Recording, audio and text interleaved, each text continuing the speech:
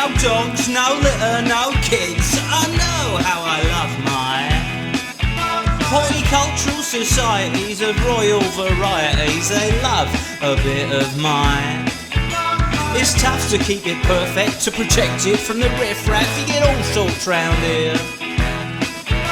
This old boy on a bench says you want to hear the stories of Jesus. He'll turn your world around. He changed the nothing into something, the water to wine, the sadness subjected to a joy that is mine. Parklife. Oh, perfect. Look. Do you not think they might be a little bit, What? well done? Well, thank you very much. I have been known for my culinary skills, Steve. No, I'm veggie. Oh, well, this is the perfect park for you. Legend has it that Julius Caesar once stepped foot on this very ground. The ancient Roman emperor that conquered France and Britain. That's him. But more importantly, this is where he made his first salad. Legend has it that him and his friends spent years roaming round the English countryside trying to find the perfect lettuce. And that's why they call them Romans. Not because they're from Rome. No, don't be silly. Rome is an English word. Those fellas were Italians.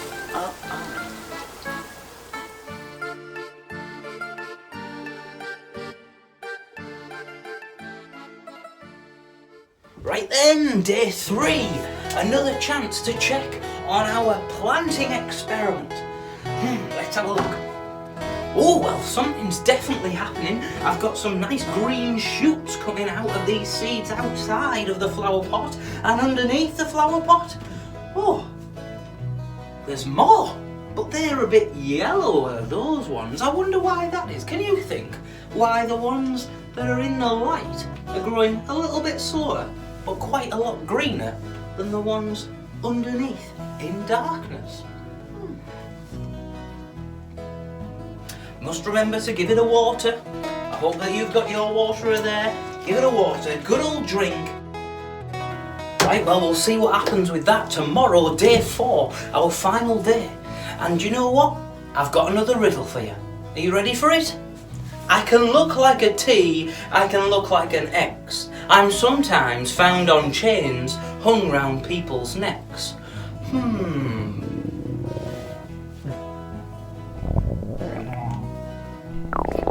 I'm not sure that sausage quite agreed with me. Bear with.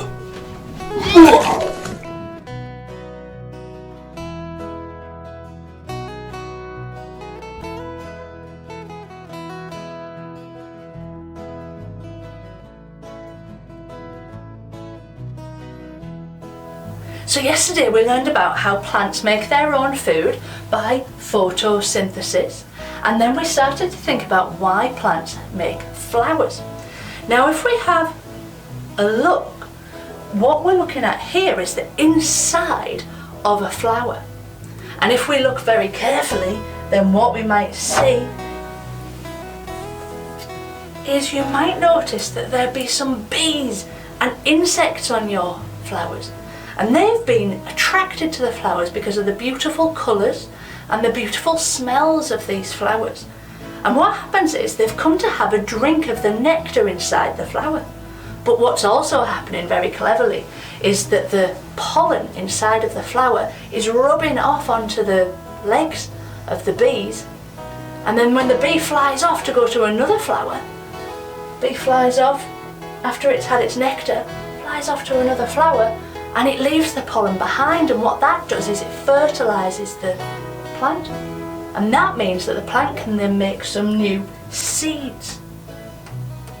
Now this is a process called pollination. There's the word there, pollination. And once the pollen in a flower has been taken away by the bee or the insect, then the flower's job is done.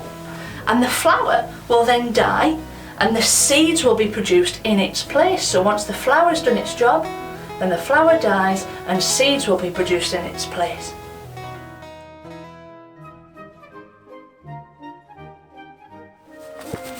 quick, pretend like you know me. Right, hello.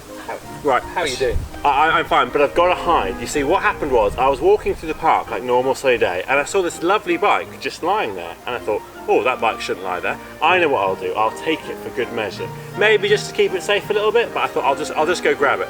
And then as I cycled off, someone yelled at me, and I think they said, "Oi, that's my bike." And I thought, that's a bit weird. And then they said, "I'm calling the police." I thought, that's really weird. So I cycled off, and then I saw a police car turn up, so I thought, I'll just drop the bike here. And then I ran around the corner. I thought, I'll sit here and pretend like you know me. That's okay, isn't it? You don't think that's a bit like stealing? Oh. That bike. Yeah, I guess how you could see, maybe I'm not actually that innocent. I should probably go say sorry. Oh, but that reminds me. So, there's a story I heard the other day about someone who actually was innocent and yet got properly arrested. So there's this man called Jesus, right? And he was doing these amazing things, and he actually never did anything wrong, which I can't get my head around because I'm always doing stuff wrong, right? I'm doing stuff wrong every single day. But he never did anything wrong, but some people didn't like this. And so what they did was, in the middle of the night, they snuck up and they arrested him, which is a bit unfair because you think police officers, they should do it in the daytime when everyone can see them. But they did it in the middle of the night and they arrested him. And then they sent him to the court, to the judge, again, in the middle of the night. Which is totally unfair, because like, if you're in a court, it should be like public with the newspaper and you're in the press and they say, look, they've been arrested for this terrible crime. But they did it all secretly. I think they were afraid. But he was definitely innocent. He did nothing they said, and they couldn't find anything to accuse him. And all these people came in and made up stories about him, but they were all different stories and all wrong. But in the end, they said, no, we're gonna arrest you and we're gonna sentence you, and they sentenced him to death. They didn't like sentence him to like go to prison for a bit or do community service, but properly they said, we're going to kill you. And you know what he did? He let them do it. And I'm like, that's crazy, because here's a guy who's definitely innocent, who's done nothing wrong, and yet he went and he died this horrible death. It's not like they kind of executed him like nicely, not that you can kill someone nicely, but they crucified him, so they nailed him to this cross, and there he was.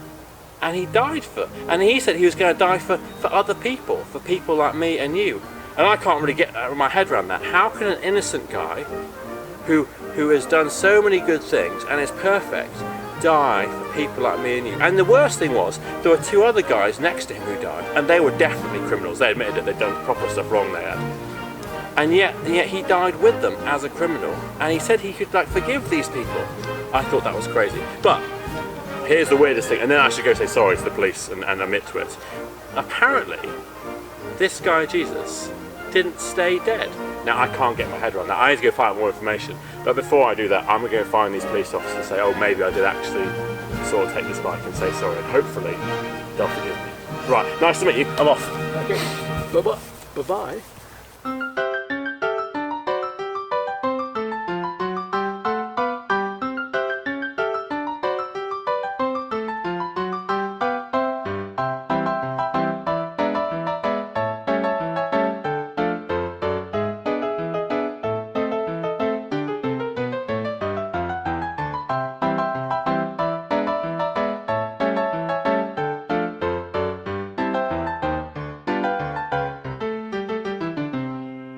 You want a cuppa, Sam? Oh, cheers, yeah, just pop it over there. Okay.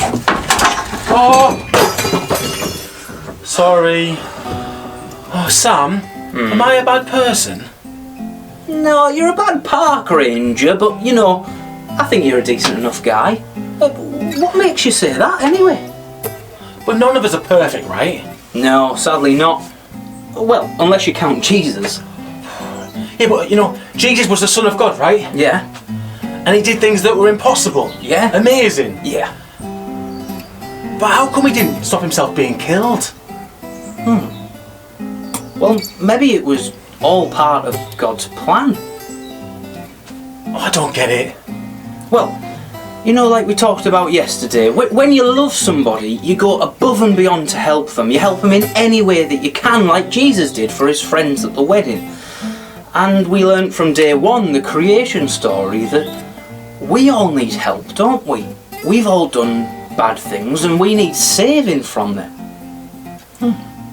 So Jesus died to save me because he loves me. Yeah, and you know, it even says in the Bible that the greatest love that somebody can show is to die for their friends. And in doing so, He makes all those bad things disappear. Like this. Have a look. Bit of a sad story, this one, isn't it? But you know what? I think we can do something that will help us remember the reason behind it. So, you've got your wine glass that you've hopefully decorated. And what I want you to do is I want you to get a bit of water. You can probably use the water that you've been using to water your plants and fill up your wine glass. Now don't drink it just yet. In your box you'll find a little slip of paper. Now this is very special paper. And what I want you to do is I want you to write down something that you're not very proud of, something that you've done that you think, I wish I hadn't done that. I know that that was wrong. And that's something that in the Bible it's called sin. And so what I want you to do is I want you to, just between yourself, write it down on that slip of paper. Nobody else needs to see it because something very special is going to happen. So write down it on your paper and then watch what happens when you dip it in the water. It might need a little bit of a swill around, but through Jesus' death and the things that Jesus did when he was on earth, he made our sin, the wrong things that we do, completely disappear and made it all right with God again. Isn't that fantastic? And what a helpful reminder that is of all our sin disappearing through Jesus.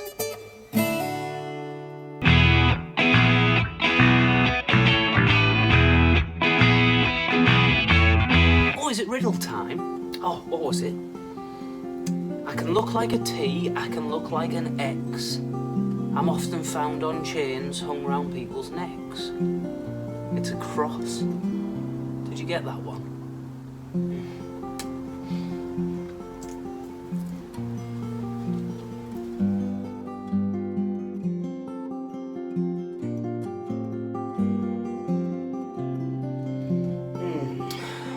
Do you know what? As much as I enjoyed this morning's barbecue and quickly regretted it afterwards, I want to do something with all that junk that's been left. Do you know, I don't just want to take it to another place and dump it again for someone else to have to deal with. It's just make more rubbish, won't it?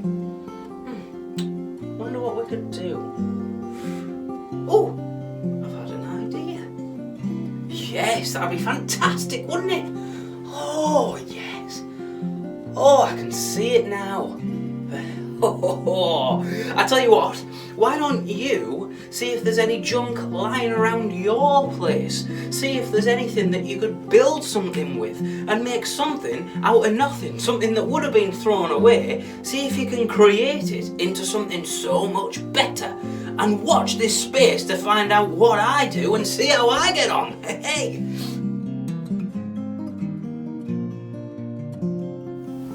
Hey, I've been thinking, what's your favourite animal?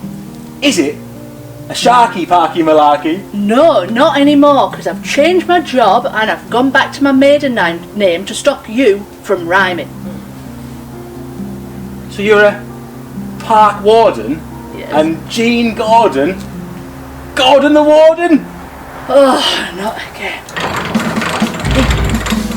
What's that noise? I think it's dawn breaking. It's louder in the open air. Wait until nightfall. No, not that one. It's coming from inside the shed.